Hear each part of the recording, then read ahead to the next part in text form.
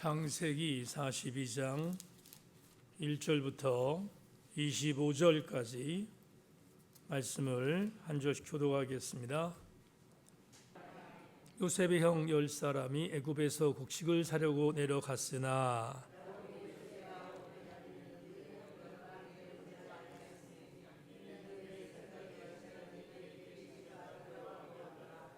이스라엘의 아들들이 양식 사러 간 자 중에 있으니 가나안 땅에 기근이 있음이라.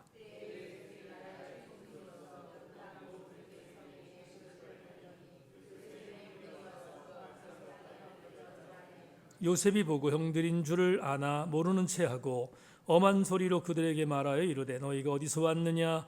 그들이 이르되 곡물을 사려고 가나안에서 왔나이다.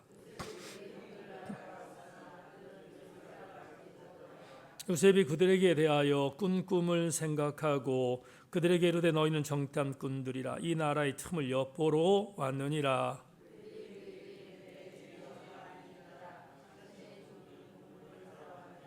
우리는 다 한 사람의 아들들로 확실한 자들이니 당신의 종들은 정탐꾼이 아니니이다. 그들이 이르되 당신의 종 우리들은 12 형제로서 가나안 땅 한 사람의 아들들이라. 막내 아들은 오늘 아버지와 함께 있고 또 하나는 없어졌나이다.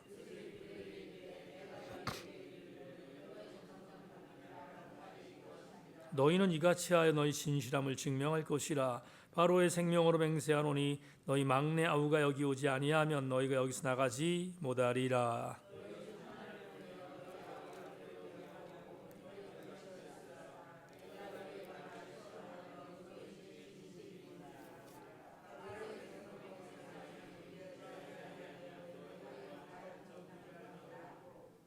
그들을 다 함께 3일을 가두었더라.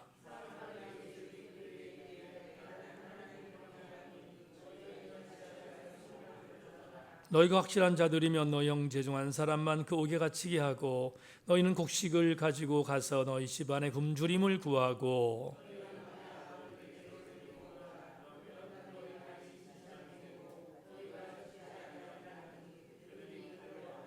그들이 서로 말하되 우리가 아우의 일로 말미암아 범죄하였도다.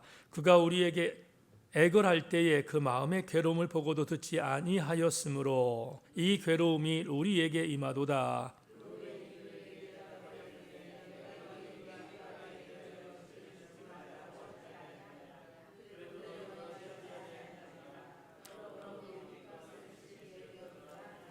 그들 사이에 통역을 세웠으므로 그들은 요셉이 듣는 줄을 알지 못하였더라.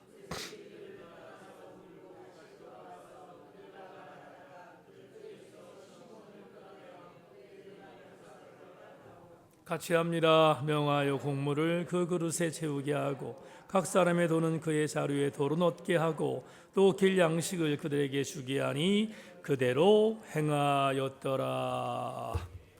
아멘. 자, 우리 주님이 아파하심으로 라는 찬양, 오늘 설교한 게 있어서 함께 이 찬양 부르고 말씀 나누겠습니다.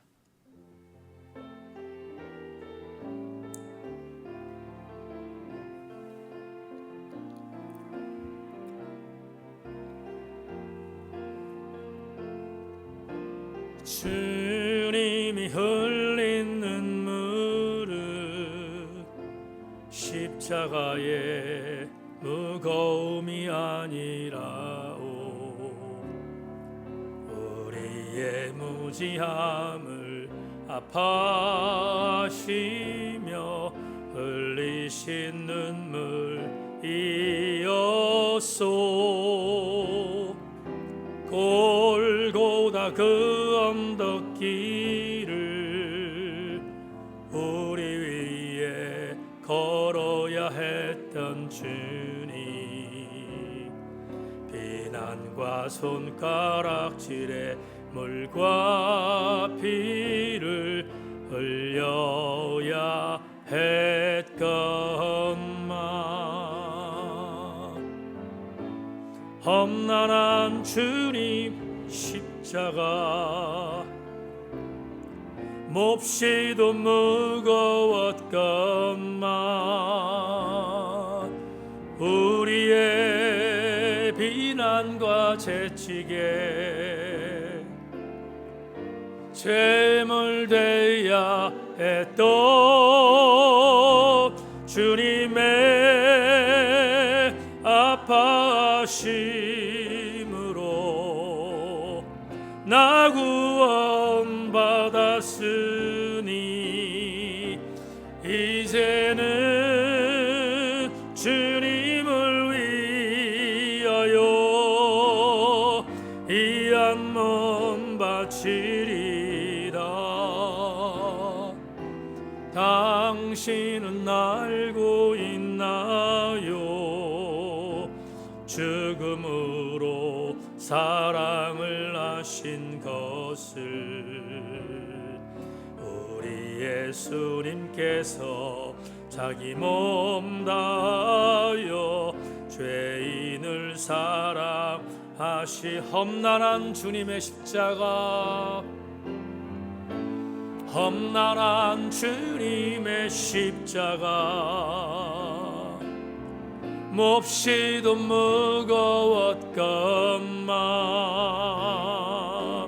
우리의 비난과 채찍에 제물 더했습니다. 제물 되어야 했던 주님의 아파하심으로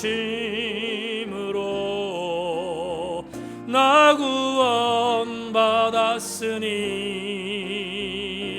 이제는 주님을 위하여 이 한 몸 바치리다.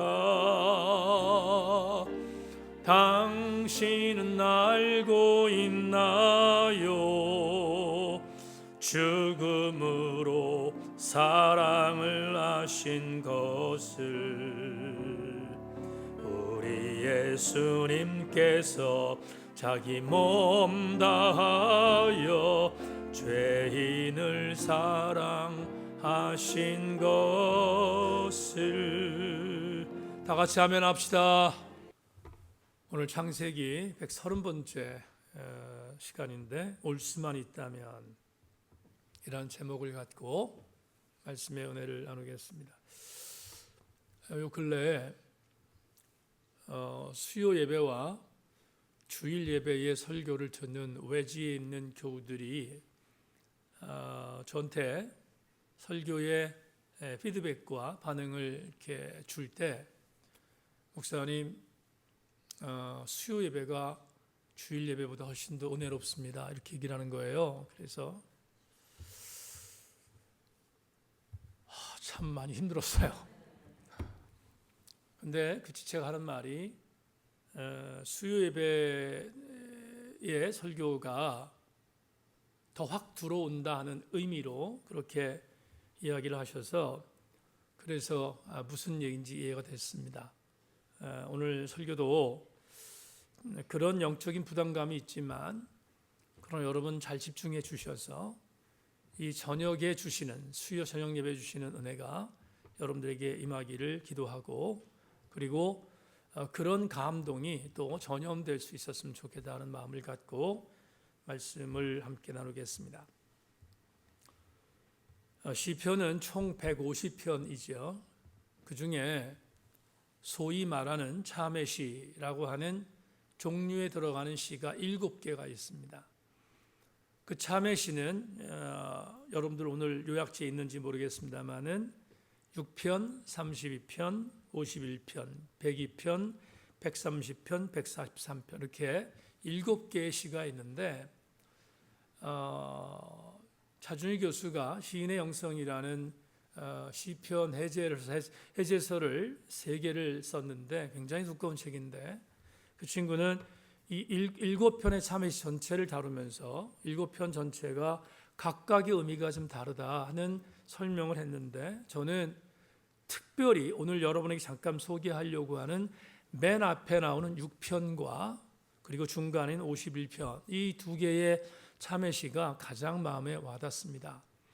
우리가 일반적으로 아는 51편은 밧세바를 가늠한 다윗이 회개하며 참회했던 시로 유명하지만, 한 시인데 비해서 여러분에게 지금부터 잠깐 언급하려고 하는 6편은 부제는 다윗의 시라고 되어 있지만 이 시를 다윗이 썼다고 꼭 특정할 필요는 없습니다. 왜냐하면 당시의 구전으로 돌아다니던 다윗의 어떤 시에 대한 부분들을 편집자들이 편집했기 때문에 6편도 다윗의 시라는 부제를 붙긴 했지만 학자들은 6편은 다윗의 시라기보다는 당시 히브리 백성 중에 한 명이 이 참회시를 썼던 것으로 언급하는 걸 보면 다윗으로 특정할 필요는 없다 하는 전제를 들으면서 6편을 잠시 여러분과 나누기를 원합니다.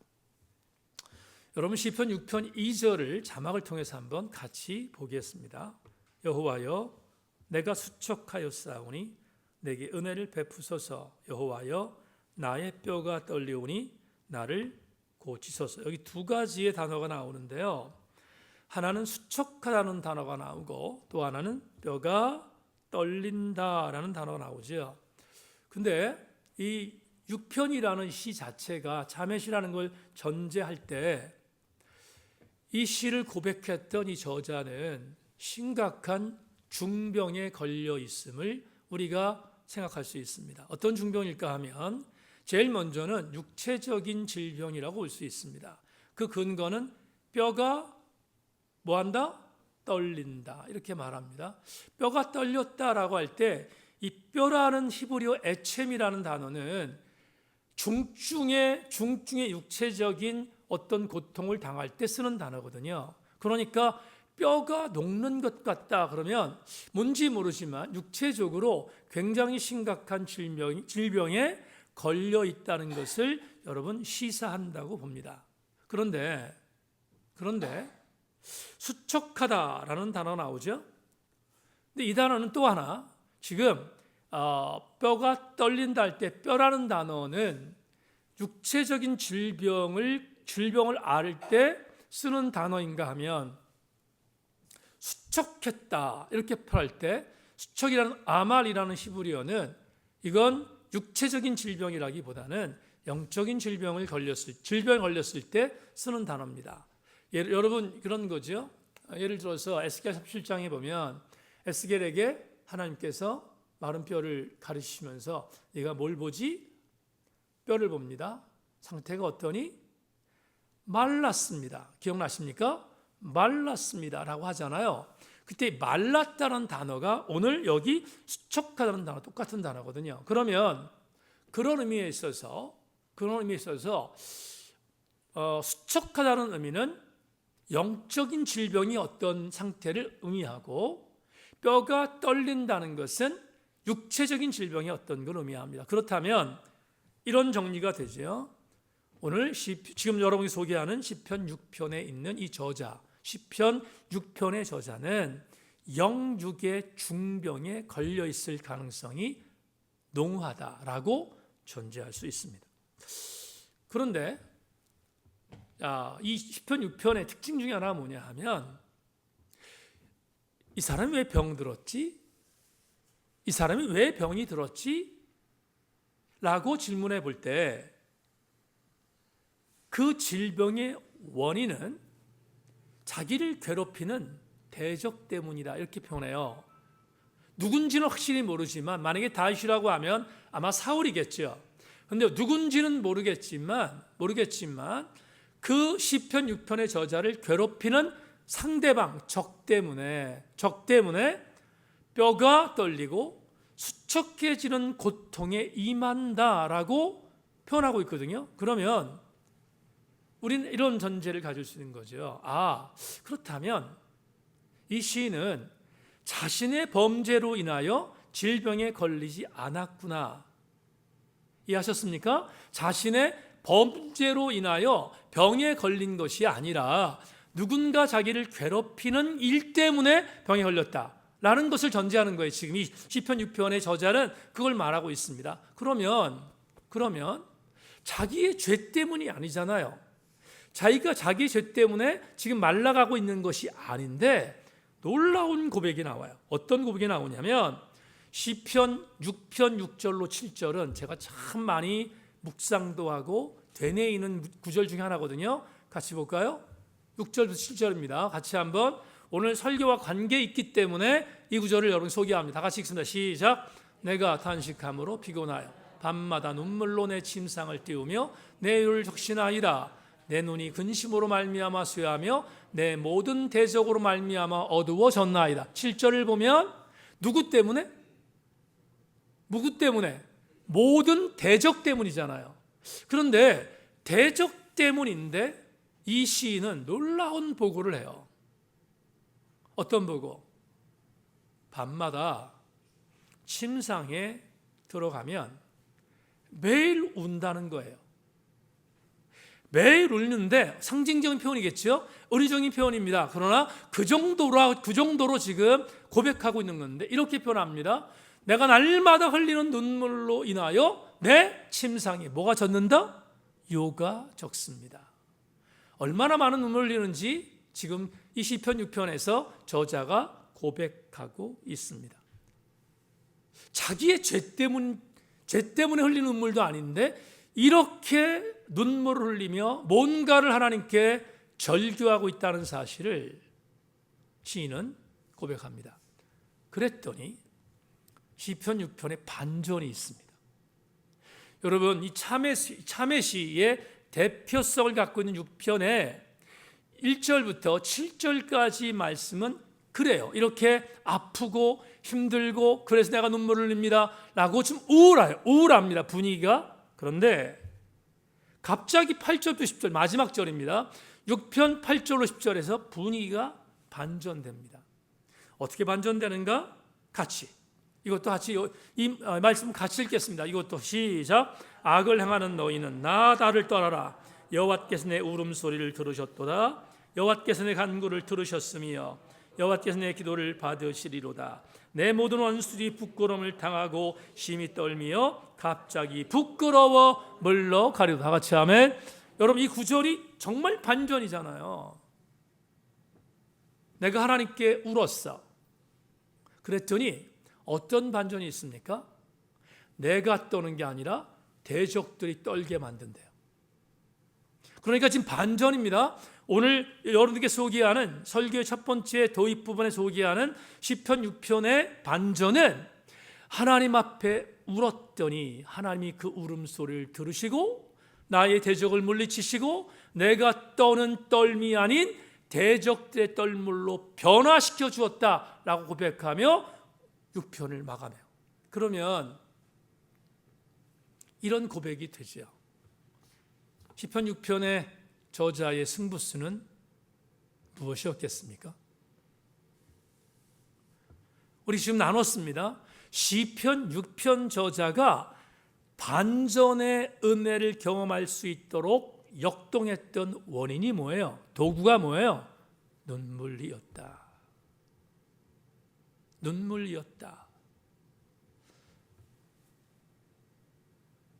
이런 고백을 드리고 싶어요. 이게 설교의 엔딩 멘트도 되지만 도입 부분의 말씀을 드리는 건데요. 울 수 있다면 희망이 있습니다. 주님 앞에 올 수 있다면 우리는 포기하지 않아도 돼요.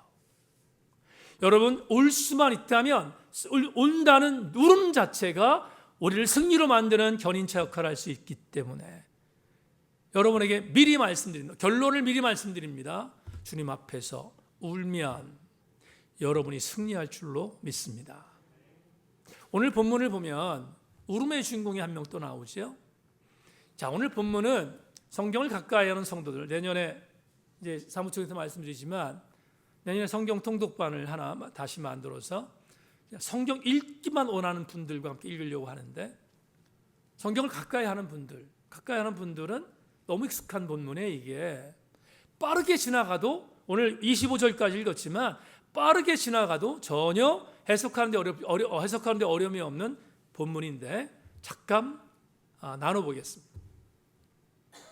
여러분, 요셉이 예언한 대로 7년 풍년 뒤에 7년의 기근이 들기 시작해서 애굽은 7년 동안 풍년 기간에 쟁여놓았고 보관했던 그런 수확물을 갖고 애굽의 전 지역에 7년 흉년을 지금 이기고 있습니다. 문제는 주변 국가입니다.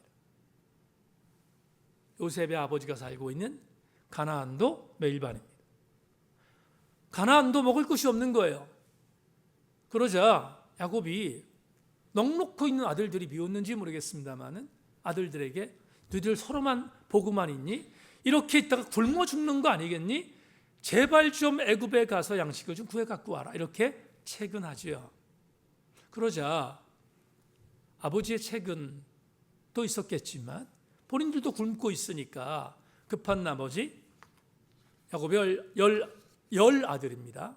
베냐민을 제외한 10아들, 요셉은 지금 애굽에 있으니까 10아들이 보따리를 싸가지고 애굽으로 내려갑니다. 내려가는데 오늘 본문에 보면 베냐민을 야곱이 같이 가지 않도록 합니다. 아마 이건 편애일 것입니다. 왜 편애죠? 요셉을 잃어버렸는데 베냐민도 누구의 아들이었어요? 라헬의 아들이었으니까 편애하는 것이 늙어도 마찬가지였던 것 같습니다. 막내 아들만큼은 보낼 수 없다 생각하고 막내 아들을 자기 품에 두고 10아들만 보냅니다. 아버지 명령이 떨어지자 10아들이 애굽으로 내려갑니다.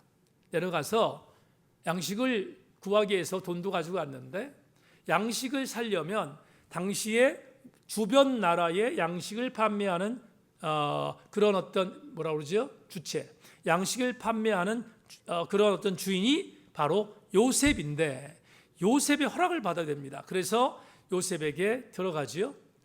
요셉이 들어가서 엎드려 절합니다. 여러분 뭔가 생각나지요? 꿈이 생각납니다. 엎드려 절하게 됩니다. 그런데 엎드려 절하는데 요셉은 자기가 요셉인 것을 감춥니다. 총리니까. 그리고 좀 말씀드리겠지만 프로젝트가 있었습니다.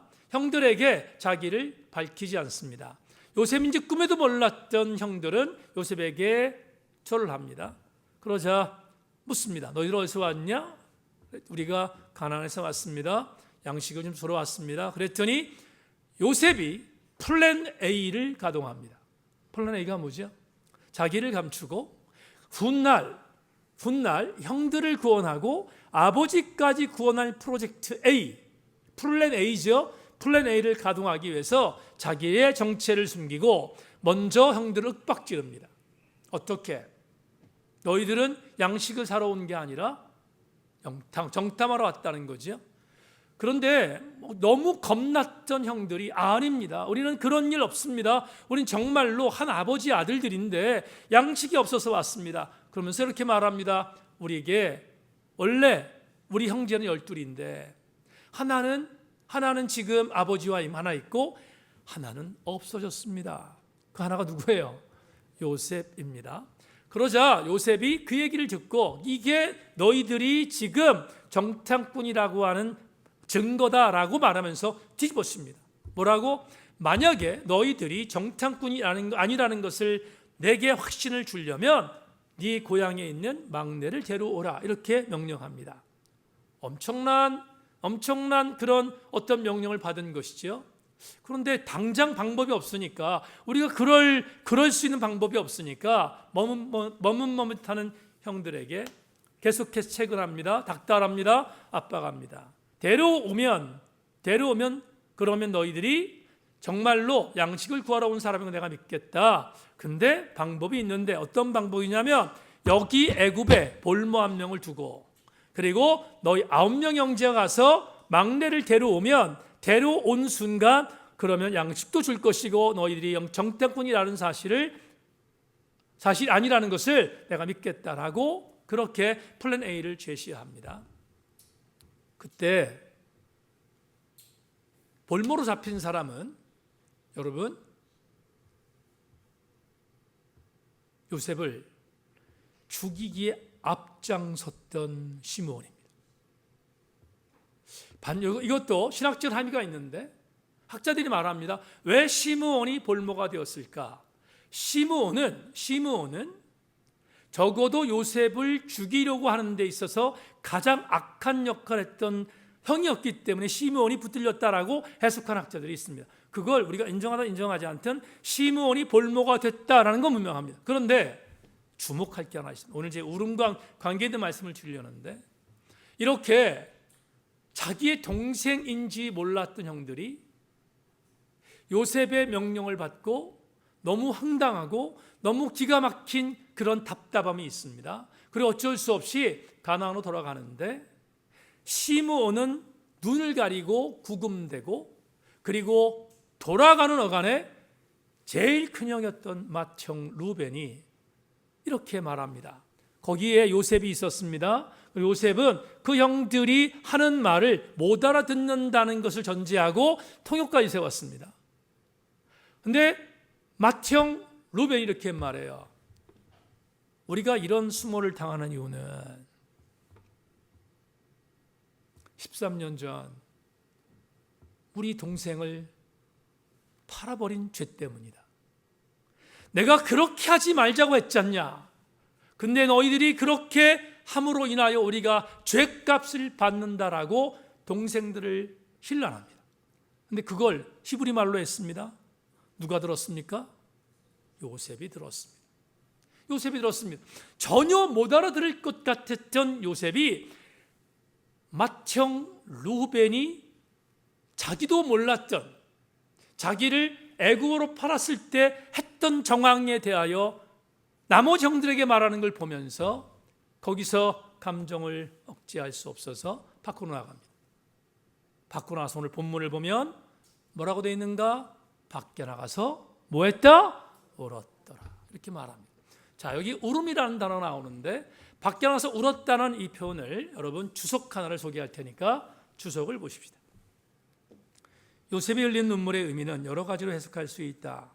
야콥 마이오스라는 신학자의 분석에 의하면 요셉은 형제를 다시 찾게 되었기에 울었다. 하지만 여기에서는 루벤의 재발견 때문에 울었다. 요셉은 형제의 대화를 통해 지난날 형들이 자신에게 어떤 행동을 했는지 생생하게 기억할 수 있었다. 이뿐만 아니라 요셉은 맏형 루벤이 자신에 대하여 어떻게 행동했는가를 새롭게 알게 되었다. 모두가 한 통속이 되어 자기를 죽이려고 했던 것이 아니라 맏형 루벤만은 그런 형들의 행동을 저지하려고 했다는 것을 알게 되었다. 이해하셨지요? 맏형 때문에 온 겁니다. 여러분, 루벤이라는 맏형이 자기를 살려고 했다는 그 내용을 알게 되었습니다. 그리고 그것이 감정을 폭발시켰고요, 밖으로 나가 울었다고 성경은 증언합니다. 여러분, 우리가 이렇게 한번 정리해 봅시다. 인간이란 동물이 언제 옵니까? 사회학자들은 말합니다. 인간이란 동물이 울 수 있는 네 가지 사건이 있다. 시, 노, 에, 락입니다. 인간은 시노애락을 경험할 때 운다고 사회학자들이 말합니다. 동의합니다. 아마도 요셉의 심령 속에 모든 형들이 자기를 버렸다고 생각할 수 있는 가능성이 반전된 것입니다. 누가 있었기에? 루벤이 있었기 때문에.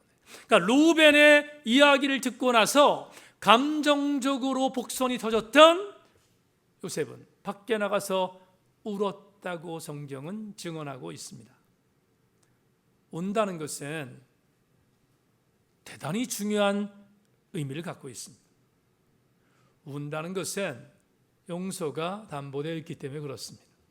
그러니까 운다는 것은 대단히 중요한 우리 성도들의 목이 될 수 있다라는 생각을 하게 되었는데, 성경적인 내용 하나를 소개하려고 합니다. 여러분, 마음이 움직이면 눈물을 흘리잖아요. 마음이 움직이면 눈물을 흘립니다. 그런데 마음을 움직였던 대표적인 주인공 한 명을 소개한다면 말할 것도 없이 우리의 주군이신 예수 그리스도이십니다. 마태복음 9장 35절 36절 자막 보십시오. 예수께서 모든 도시와 마을에 두루 다니사 그들의 회당에서 가르치시며 천국 복음을 전파하시며 모든 병과 모든 약한 것을 고치시니라. 무리가 보시고, 따라합시다. 불쌍히 여기시니. 불쌍히 여기시니 뭐라고 되어 있습니까? 그들이 목자 없는 양같이 고생하여 기진함이었더라. 갈릴리에 살고 있었던 가난한 백성들을 고치셨습니다, 주님이. 근데 주님이 왜 고치셨는가? 갈릴리에 살고 있었던 민초들을 보니까 삼중고를 겪고 있어요. 삼중고를. 로마의 권력, 유대 종교지도대의 권력, 그리고 있는 자들의 권력까지 포함해서 삼중고라고 하는 고통을 당하고 있습니다. 그러니까 허리가 휘어졌습니다. 그들이 살아날 수 있는 방법이 없습니다. 고통 속에 있습니다. 주님이 그들을 바라보면서 이렇게 말합니다. 불쌍히 여기셨다. 이 불쌍히 여기셨다는 단어 여러 차례 설교했는데 이건 헬라 원어를 보면 내장이 끊어진다는 의미예요. 성경이 민망히 여기셨다라는 단어로 개혁판에 말씀하고 있고, 우리 성경에는 불쌍히 여기셨다는 단어로 쓰고 있는데, 이게 헬라 원어로 보면 내장이 끊어지는 아픔이라고 말합니다. 내장이 끊어지는 아픔. 여러분, 내장이 끊어지는 아픔은 어디에서 이루어져요? 우리들의 마음에서 이루어져요. 우리의 마음이 같은 마음을 갖고 그 사람의 마음을 이해할 때 우리는 내장이 끊어진 아픔을 겪게 되는 거예요. 그럴 때 그 사람을 불쌍히 여길 수 있다라고 성경은 말합니다. 대표적인 주인공 예수 그리스도께서 갈릴리의 민초들을 그렇게 하셨는데, 진짜로 성경에 증언하고 있는 또 다른 증언이 하나 있습니다. 뭡니까? 나사로라는 친구가 죽었을 때 주께서 내장이 끊어진 아픔을 경험했다고 성경은 증언합니다. 여러분, 요한복음 11장 33절 35절 합독합시다. 같이 시작. 예수께서 그가 우는 것과 또 함께 온 유대인들이 우는 것을 보시고 심령의 비통히 여기시고 불쌍히 여기사 이르시되 그를 어디에 두었느냐? 이르되 주여 와서 보옵소서 하니 예수께서 눈물을 흘리시더라. 여러분, 설교의 마지막 부분에 와 있는데요, 집중하십시다. 나사로에 살고 있었던 베단에 살고 있었던 나사로는 예수님의 친구였습니다. 그의 누이 동생 두 명이 있습니다. 마르다와 마리아입니다. 베단에 들릴 때마다 예수님은 그곳에 가서 쉬셨고 많은 위로를 받았습니다. 그래서 나사로라는 그녀들의 오빠와 친구 관계를 맺을 정도, 성경에서 여러분 예수님과 친구라는 단어를 쓴 사람 유일하게 한 사람 누구? 나사로입니다. 나사로가 친구였습니다. 그런데 다른 지역에서 아마 가버나움 정도로 기억하는데 다른 지역에 사역하고 있는 예수님에게 아픈 소리 들렸습니다. 그렇게 사랑했던 친구 나사로가 죽었다는 전가입니다. 근데 이상한 일인데 성경을 자세히 보면 죽었다는 전가를 받고 곧바로 베다니로 가신 게 아니라 당시 사역하고 있는 가버나움으로 추측되는 곳에서 한 2, 3일 정도 머뭅니다. 거기서 지체하시면서 그곳 사역을 마치고 간 게 베단입니다. 그런데 갔더니 이미 죽었습니다. 그러자 지금 베다니로 들어오는 예수님을 바라보면서 그 베다니의 마을 문전에서 예수님을 맞이했던 나사로의 누이 동생들이 웁니다. 울면서 이렇게 말합니다. 주님이 여기 조금만 일찍 오셨더라면 우리 오빠가 죽지 않았을 텐데. 원망이죠? 원망입니다. 그러자 귀에서 울고 있는 누이 동생들의 그 통분 때문에, 울고 있는 것 때문에 오라비가 어딨니? 여기 있습니다. 가보자. 그렇게 갔습니다. 그랬더니 이미 희체가 돼 썩은 지 나흘이 됐습니다. 여러분, 동굴 속에 있죠? 이스라엘은 매장이 동굴이었으니까, 매장하는 장소 동굴이었으니까 동굴에 들어가 있습니다. 그런데 그 광경을 보던 주님이 본문에서 뭐라고 말하고 있는가 하면 우셨다 이렇게 말합니다. 주목할 게 있습니다.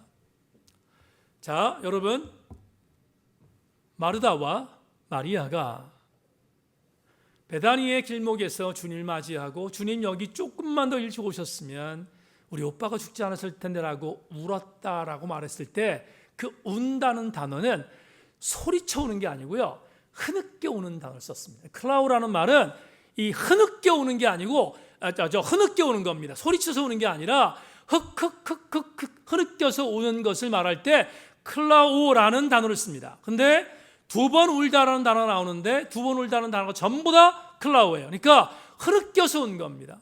흐느껴서 울었어요. 주님 앞에서 흐느껴 옵니다. 근데 놀라운 반전은 나사로의 무덤가에 가셨던 주님이 우셨다 이렇게 말합니다. 눈물 흘렸다, 우셨다 이렇게 말합니다. 근데 이 우셨다는 단어는 낙프로라는 단어예요. 이 단어는 흐느껴 오는 게 아닙니다. 대성통곡하는 것. 주님이 어떻게 우셨다고요? 대성통곡하셨습니다. 지금 자기의 친구 나사로의 죽음을 바라보면서, 시체를 바라보면서 주님이 인간적인 인성을 표현하신 아주 대표적인 장면입니다. 뭐라고요? 울었다. 어떻게? 크게 울었습니다. 주님은 크게 울었습니다. 얼마나 마음이 안타까우면, 얼마나 마음에 상심이 있으면 내장이 끊어지는 마음으로 울었겠을까?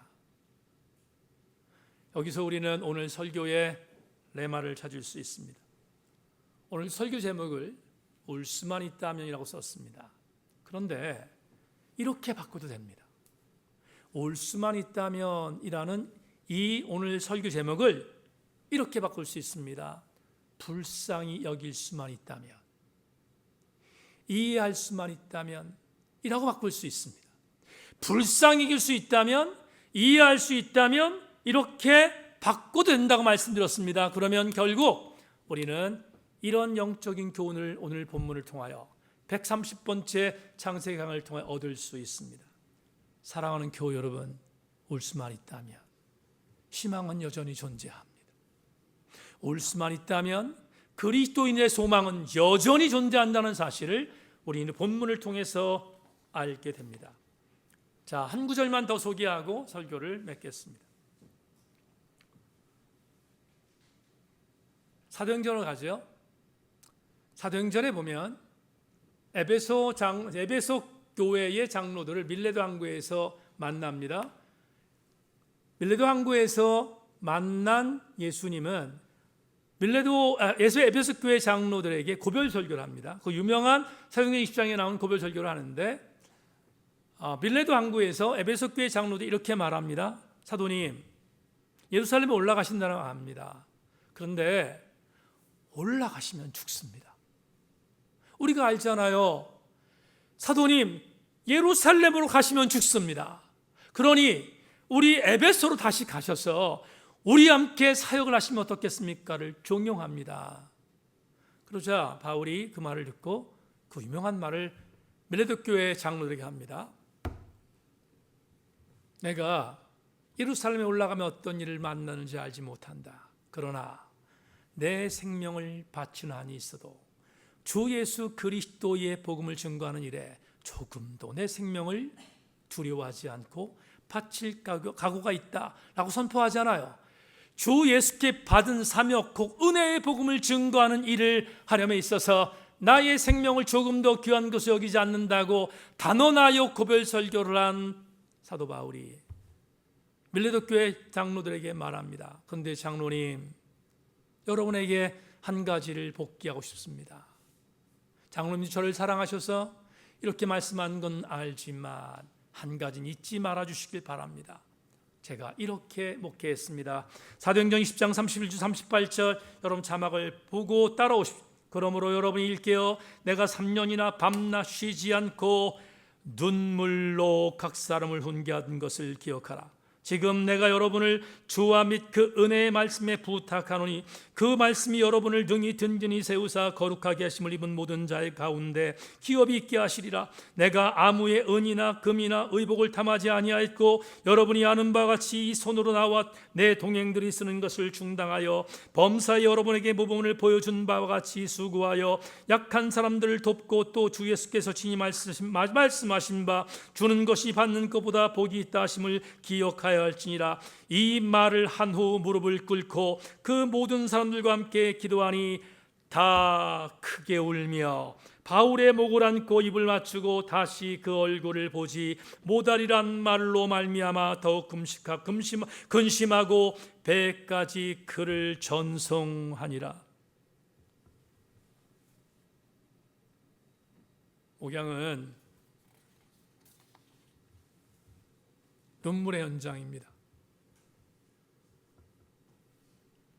목회가 왜 힘들까? 목회가 힘든 이유는 울지 않으면 할 수 없기 때문입니다. 바울은 3년 동안 사역했던 에베소 교회의 장로들 앞에서 내가 여러분을 위하여 눈물로 훈계했던 것들을 기억해달라고 다시 강조합니다. 그 진정성을 알았던 장로님들은 고별 선교를 다 마친 바울의 목을 끌어안고 함께 크게 울었다고 성경은 증언합니다. 눈물이 있는 교회는 쓰러지지 않습니다. 눈물이 있는 교회는 절대로 좌절하지 않습니다. 눈물이 있는 교회는 희망이 있습니다. 그건 한 달 전 우리 교회 최체 2명을 목양실로 불렀습니다. 그리고 목양실로 불러서 그 지체들에게 이렇게 권면했습니다. 여러분이 징검다리가 되십시오. 신앙의 선배들과 신앙의 후배들이 있는 그 중간의 징검다리가 되십시오 라고 권면했습니다. 한 지체가 농담으로 이렇게 말했습니다. 목양실을 올라오는데 벌벌벌 떨었습니다. 아니나 다를까 올라갔다가 뒤지게 혼났습니다. 그렇게 저한테 농도로 말했습니다. 그런데 저는 그날 지체를 부르면서 그날 아침 새벽에 가슴 속에 스플랑클리조마이 내장이 끊어지는 아픔이 있었습니다. 제천세인교회를 기도하는 교회로 만들기 위하여 내장이 끊어진 아픔으로 하나님 앞에 기도하며 준비했습니다. 여러분 D.L. 무디를 아십니까? D.L. 무디 그 유명한 봉사입니다. 그 봉사 정규신학대학을 졸업하지 못한 무식한 목회자였습니다. D.L. 무디와 동시대 활동했던 수많은 지성적인 목사들이 있었습니다. 그런데 D.L. 무디가 집회를 인도하고 그가 선포했던 설교 원고를 보면 설교 원고에 영어 단어 스펠링이 30개 이상이 틀렸다는 사실을 알고 그걸 지적했습니다. 무식한 목사라고 공부 좀 하라고 그렇게 지적했습니다. 지적당하고 있는 D.L. 무디 아무 말하지 않고 있는데 그 현장에 있었던 한 성도가 지적하는 지성인 목사를 향해서 이렇게 말했습니다.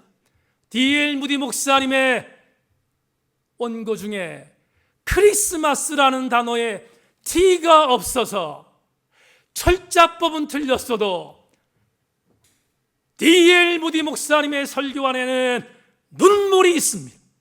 여러분들은 D.L. 목사님을 지적하지만 여러분의 설교에는 유감스럽게도 눈물이 없습니다.